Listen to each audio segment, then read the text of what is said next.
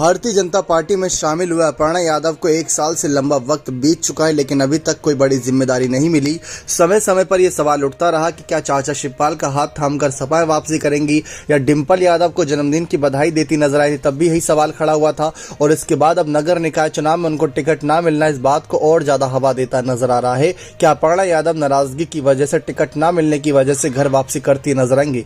घर वापसी भी ना सही, लेकिन क्या बीजेपी से इस्तीफा देती नजर आएंगी? सवाल ये बहुत बड़ा था, लेकिन इस सवाल का जवाब अपर्णा यादव ने समय समय पर अपने बयानों और अपने ट्वीट के माध्यम से देती नजर आई।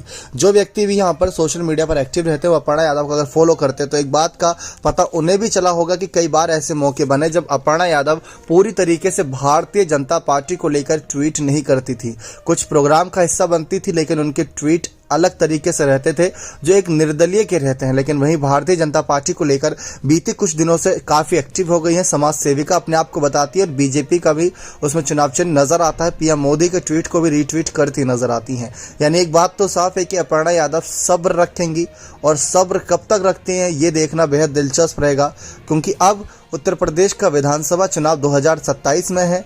उत्तर प्रदेश का नगर निकाय चुनाव भी अब 5 साल बाद ही होता नजर आएगा। तारीखों का ऐलान हो ही गया है, लगभग सीटें बांटी जा चुकी हैं और साथ ही साथ जो लोकसभा चुनाव है वो 2024 में होगा।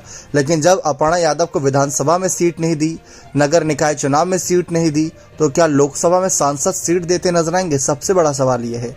अपर्णा यादव को लेकर चाचा शिवपाल यादव ये बात साफ कर चुके हैं कि घर की बहू है अपर्णा यादव और बहू के तौर पर वो हर एक जिम्मेदारी निभाती हैं, हर सुख दुख में शामिल होती हैं।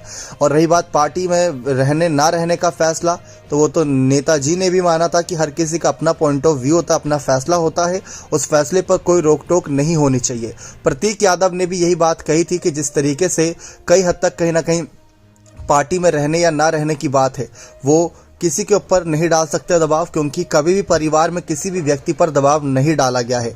प्रतीक यादव का यही बयान था एक इंटरव्यू के माध्यम से, क्योंकि खुद प्रतीक यादव राजनीति में एक्टिव नहीं है, वो अपना काम करते हैं, अपना बिजनेस चलाते हैं।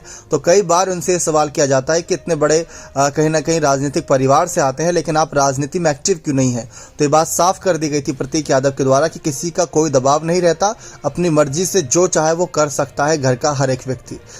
तो ऐसे ठीक अपर्णा यादव पर भी बात लागू होती है।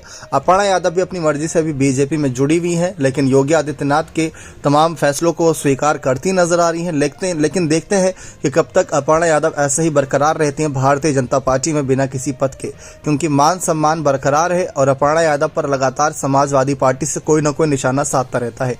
ये बात साफ है कि अपर्णा यादव बहुत दिल पर पत्थर रखकर तो नहीं, मन बना कर गई थी बीजेपी में और यही मन आगे ही बना रहेगा, यही फैसला उनका आगे भी रहेगा और बीजेपी से इस्तीफा होता नजर नहीं आएगा। प्रतीक यादव का यह बयान साफ करता नजर आ रहा है कि कई हद तक किसी पर भी कोई दबाव नहीं रहता। तो ठीक वैसे ही अपर्णा यादव भी अपने मर्जी से ही यहां पर बीजेपी के साथ बनी हुई हैं। न ही शिवपाल सिंह यादव, न ही अखिलेश यादव, न ही डिंपल यादव, कोई दबाव नहीं बना रहा। जब तक अपर्णा चाहेंगी तब तक बीजेपी के साथ बनी रहेंगी और बीजेपी भी समय समय पर कोई ना कोई बड़ी जिम्मेदारी को लेकर ऐलान करती रहेगी। ये बात साफ कर दी गई है पार्टी के द्वारा। बने रहे चैनल के साथ ऐसी और तमाम जानकारियों के लिए बहुत